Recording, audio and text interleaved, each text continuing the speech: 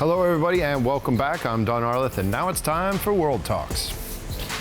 After 13 years of civil war and a 12-day lightning rebel offensive, which saw Syrian dictator Bashar al-Assad toppled and flee to Moscow, the transitional government in Syria appointed Mohamed al-Bashir as caretaker prime minister until March 1st of next year. Who is he? What kind of government will take over? And what can we expect from the rebel takeover in Syria?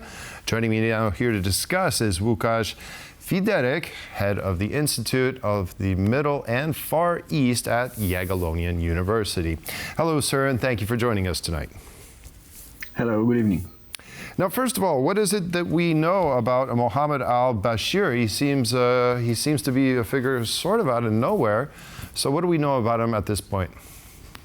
Well, certainly he is not from nowhere. He's from southern Idlib province. But besides that, he is an engineer by training and an Islamist as well. But we should think about him particularly as a technocrat, having some experience in ruling the Idlib province, or rather it would be better to frame it as an administrator of the Idlib province. And in general, it's not only Mohamed al-Bashir, this is the whole government who was responsible for the Idlib province, the province which was ruled by the rebels since 2017. And this regional government has been somehow transformed into a caretaker national government of Syria.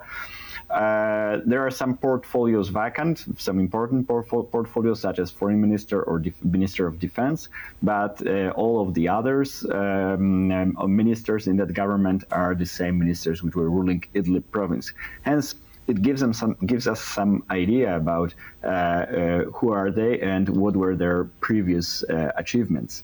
And they've been, to put it like to make a long story short, they were quite effective technocratic government ruling over that province in the previous years. That's what we know. Of course, the now task is by way more difficult.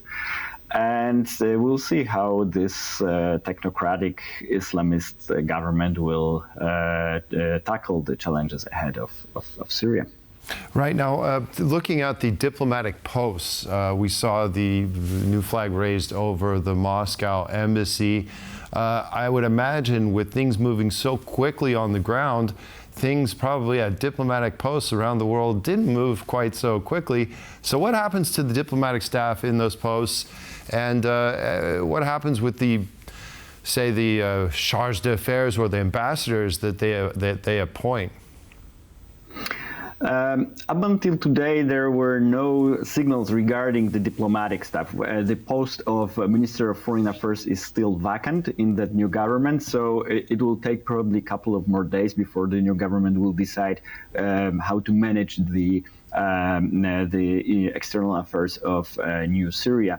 In general, there was a call for all public employees and the bureaucrats to come back to work as usual, to continue their duty, having in mind the welfare of the Syrian people. This is the messaging which is coming from the new government, and I guess it is also directed into or towards the diplomats, but there were nothing more specific regarding that arena. Are we going to see some type of purges within the government structures of Syria, or are they likely to be pragmatic and try and keep some of these people in place due to their expertise in handling the government agencies that they run? What are your thoughts on that? Well, they will need to be pragmatic to an extent, but the other part of the story is that they will need to also satisfy the calls for justice. Let's not forget that Bashar al-Assad government was highly unpopular in the recent years. very brutal. We are just discovering the scale of brutalities and human rights violations which happened in Syria in the recent years. So there is a certain the calls for justice will be there. It will affect first and foremost the defense portfolio and internal security services. Those will be purged definitely. However, when it comes to the rest of the portfolios or the rest of the administration, probably the pragmatism will win, and those civil servants will stay on their posts. Probably the management or the leadership posts will change, but besides that, I expect rather continuity here than an abrupt change. Now, how about the United States and its relationship? We hear Donald Trump saying that we want nothing to do with this situation, let Syrians take care of themselves. And then you hear from, say, Secretary of State Antony Blinken that the U.S. wants to take an active role in helping them rebuild their country. So which is it?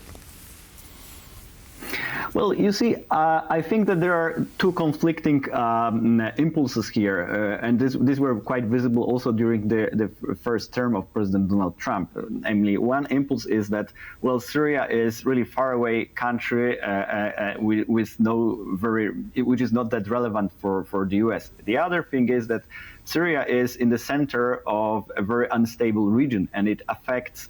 What happens in Syria affects what happens in Israel, what happens on Palestinian portfolio, the difficulties with Kurdish portfolio, and the relations with Turkey, to mention just the few most important things. So those career diplomats or foggy bottom people dealing with foreign policy professionally in Washington, they are probably more aware of it.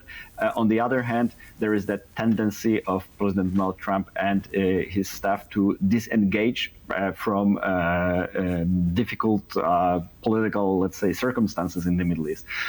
So those two impulses, they will probably be present throughout the next years. There are a couple of things which Donald Trump and his administration cannot skip while thinking about Syria, and one of them is international terrorism.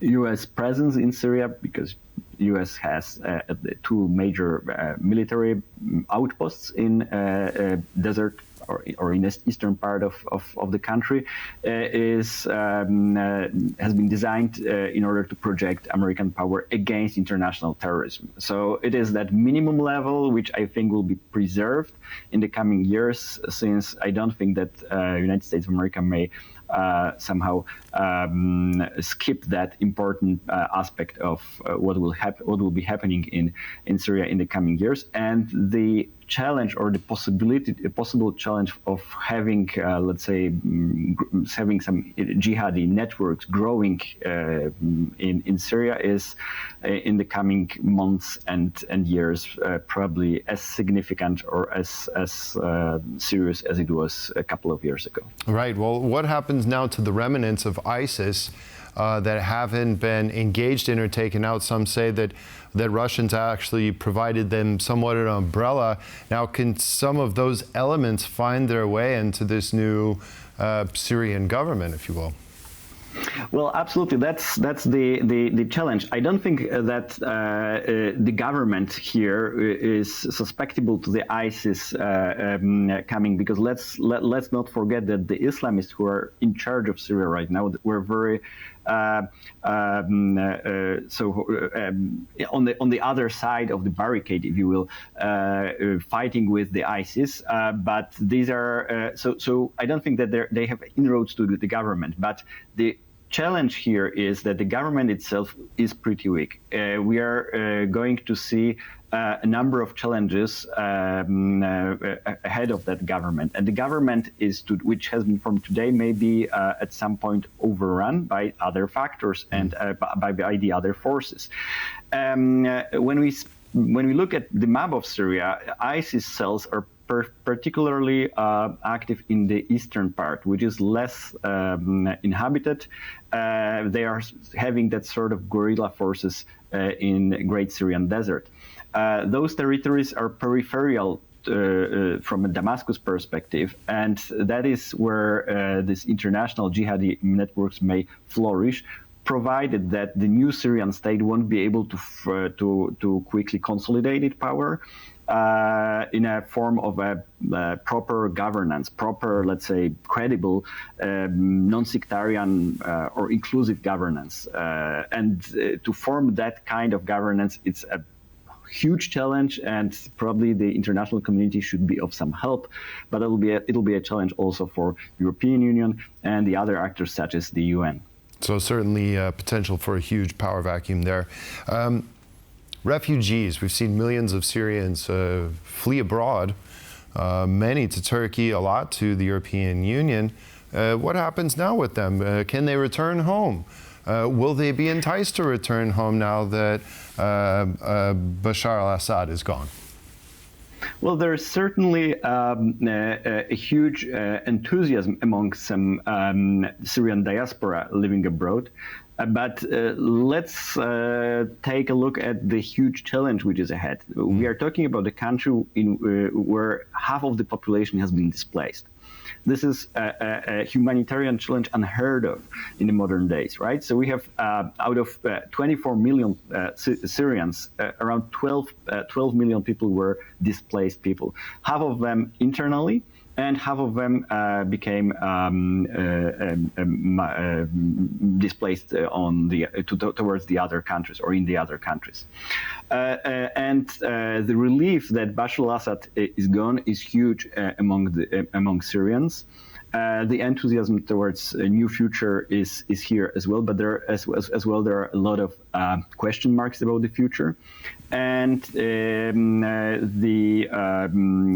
even United Nations Special Envoy for Syria, Geir Pedersen, said today that the international community shouldn't rush or shouldn't push Syrians back too quickly, because there is a number of obstacles still present. The situation in Syria is fluid, and probably some form of proper governance should be established first, then some economic stabilization, and those conditions will, while created, they will allow Syrian citizens to come back, will be favorable for them coming back.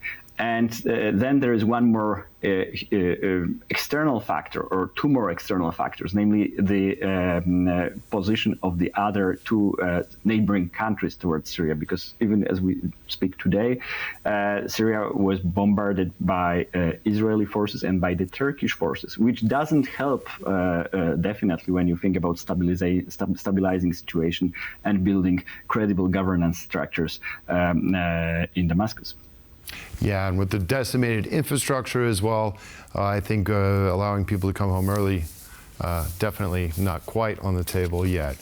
Well, Łukasz Fyderek, thank you very much for joining me today on World Talks. Appreciate your expertise. Thank you very much. And that concludes this round of World Talks. Thank you all for joining us, and stay with us for more here on TVP World.